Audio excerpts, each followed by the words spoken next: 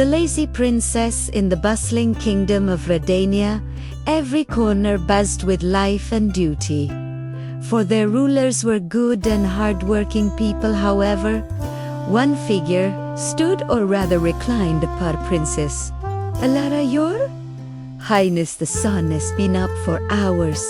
Well, someone should have told it. I was ready. Silly belly waiko It feed itself. Princess Ara was infamous for a peculiar talent, Myro, awakening her ability to do absolutely nothing. I guess that as my workout for the day, she would unlift a finger. Literally. Well, Ho, forgive her, your highness. She asked new, oh newbies. I needed you to ring the bell. It is too heavy for me, of course, your highness.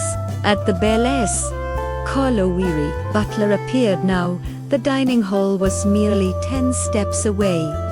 But the princess, being incredibly slothful, refused to move on her own. She was placed down carefully at the dining table. Is that a new seat? Yeah, she said. Oh, sitting hurts her back.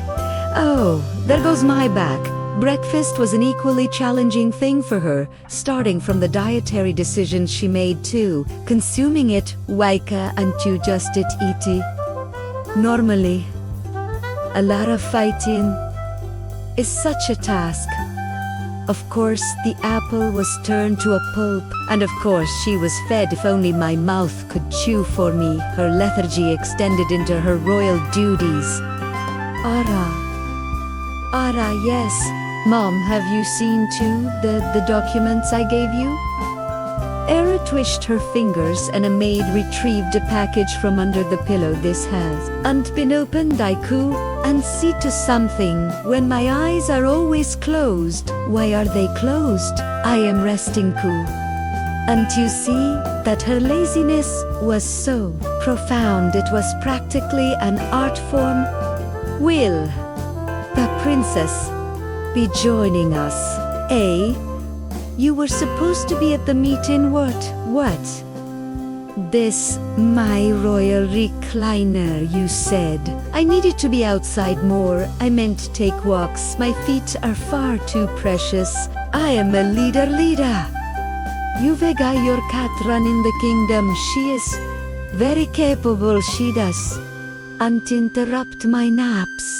Her laziness brought a terrible strain to the kingdom. Maids complained of exhaustion and courtiers avoided her chambers for fear of being roped into some ludicrous task. She is impossible. We tried reasoning, bribing, threatening. Nothing works sometimes. Primera Wanda, if she is really ours, we need something drastic.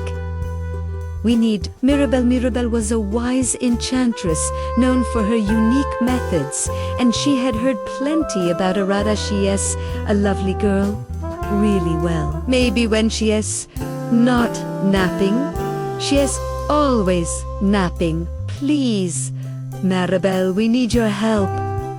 She glanced into her cauldron. Alara Simejapir, napping in the garden. Oh, faster my legs, in the sun lifted into the shade. You rewrite. She is lovely, you will be able to help her write. We pleasure. The next morning dawned, but this was no ordinary morning for Ola. Why are the windows open? I opened them. She blinked at the golden broom floating before her. Good morning, princess. Oh, it is just a dream. Siliara. This is a dream, it's real life. No, the soon I'll just call someone to tag you away. Mind ringing it for me. Goodness, you're worse than I thought anyway. No one's going to come. Your staff is all gone poof. What do you mean poof? You see, I am a golden broom of change. You need change. But for that, all your staff had to go where? I am going to turn you into the most active, selfless, and hardworking person there ever was. Arara, slightly worried now, stirred a little low. By the way, your staff won't return unless you complete 3 tasks, meaning you'll have to do everything yourself, everything forever. The thought of having no one to wait on her filled her with dread. What kind of task? Oh, well, Rikidding Allah's first task was to clean the entire grand hall. Thick layers of dust covered the floors and cobwebs clung to the chandeliers. Aiko, do this, Yuka. And Kukida, want your stuff back. Better start scrubbing. Alara worked, but did so half-heartedly. She swept the piles of dust under the carpets and tried to blow at the floor. What are you doing? Dusting the floor. My wrists are tired and my back hurts. Poor Princess Ara, bravely battling the dust bunnies over Dantarude. Remember, no task, no staff. Now scrub properly, Alara grumbled bitterly. But after a while, she started to get the hang of cleaning. Oh, how pretty. Ivy never seen this because the floor's for dancing and you do one dance. She tried polishing a mirror and on noticing her reflection, she laughed. Surprisingly, finally, the floors gleamed and the chandelier sparkled. You did great. Well, it does. You ain't look half bad. Admit it. It feels good to see the results of your hard work, doesn't it? I still hate sweeping. Fair enough here, Esara. What do you? Going to need the energy for the next task. The golden broom led Princess Lara to the palace gardens. The once vibrant garden was now an overrun maze of weeds and wilting plants. Behold your second task. I am supposed to garden. Suddenly, Alara spotted a garden bench, a space where I can plant myself. But she hardly closed her eyes when a spray of water startled her. Who would dare? Hi, Princess, I am the water bucket here to help you discover the wonders of gardening. Your assistant for this task is Unted, a delightful day for digging up weeds and nurturing nature. Why are you so loud? Grab a trub. And if you slack off, get refreshing encouragement. You would Entero, oh no, okay, fine. The next few hours were unbearable for Alara. Pull those weeds. Mind the roots, do want.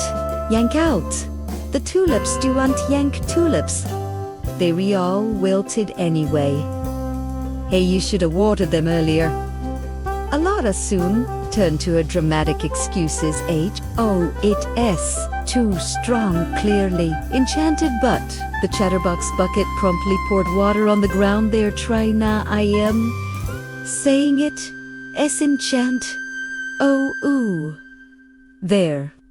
All mud on me. Why you crushing a daisy? Eventually, despite her antics, Asara tugged at weeds and water. The plants, the garden began to transform.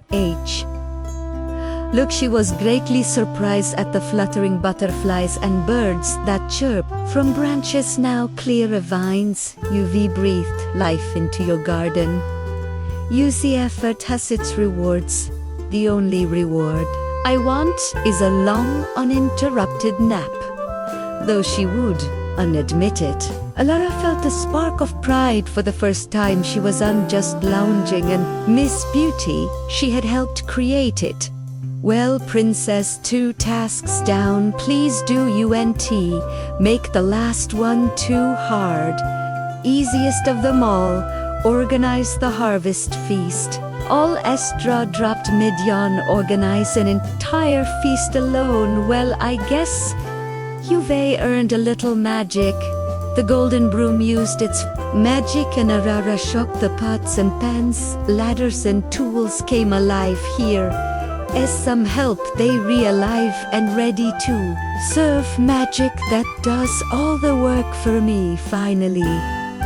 Not so fast, they re-only. Brawn, no brains. Be specific with your orders, please. Ivy, been ordering people around since I could talk. Alara was eager to be done quickly and decided to take a genius shortcut to the kitchen. Make something easy to the decorations, make the hall I do, and no shiny. And to the band, play some upbeat tunes. Having delegated these vague instructions, Alar turned towards her bedroom. Oh, I am off from my well-deserved applause. Nap hours passed, and Alara was awakened by a terrible music. Noise, oh, what is? That noise. She went down, and was greeted with chaos. The banquet hall stank of stewed cabbage. The ceiling glimmered with pots and pans, and the instruments played a terrible barnyard jig. Is this an art? Applause. Installation. Oh, boiled cabbage. What is happening? Your vague orders. Princess. No, this is what I meant, please. I am sorry. Help me fix it. Moved. By her sincerity, the broom cast a spell, and everyone fell asleep. They shall awaken upon your task completion, go humbled by her disaster. Alara finally took charge, not just with commands, but with care. She directed the kitchen to prepare meats, fresh bread, and pastries. She supervised the decoration and had garlands and boughs hung about, and the instruments were coached on a lively but harmonious tune. As the feast came together, the hall blossomed into a vibrant harvest feast. The guests awoke shocked. Weren't there cabbages? Was I dreaming? Oh, this is delicious. Everyone laughed and enjoyed the feast, and Alara felt pride in her effort. Well, princess, your tasks are complete. So as I promised. Oh, at that moment, Alara's family staff returned. What was I doing? Hey, who organized the feast? I did, with a bit of help. Everyone was stunned by this revelation. They admired the decorations and lively atmosphere. Yes, wonderful, Alara. Well done, princess. You've proven this more to you. Now, Queen Mirabelle, did it early set the stage? She did everything herself. Next time maybe stage something with less sass and few were talking music. Buckets. Remember, princess, a kingdom is only as bright as the effort its rulers put in. Goodbye. And so, princess, Alara learned to balance relaxation with effort, bringing joy and laughter to her kingdom. Bantia flourished and her people adored her. But now and then she get a reminder that effort is always worth it. Thank you for allowing me to be a part of your night. May you find deep peace and restful sleep. Wishing you the sweetest dreams. If you liked it, please like, comment, and subscribe. Bye.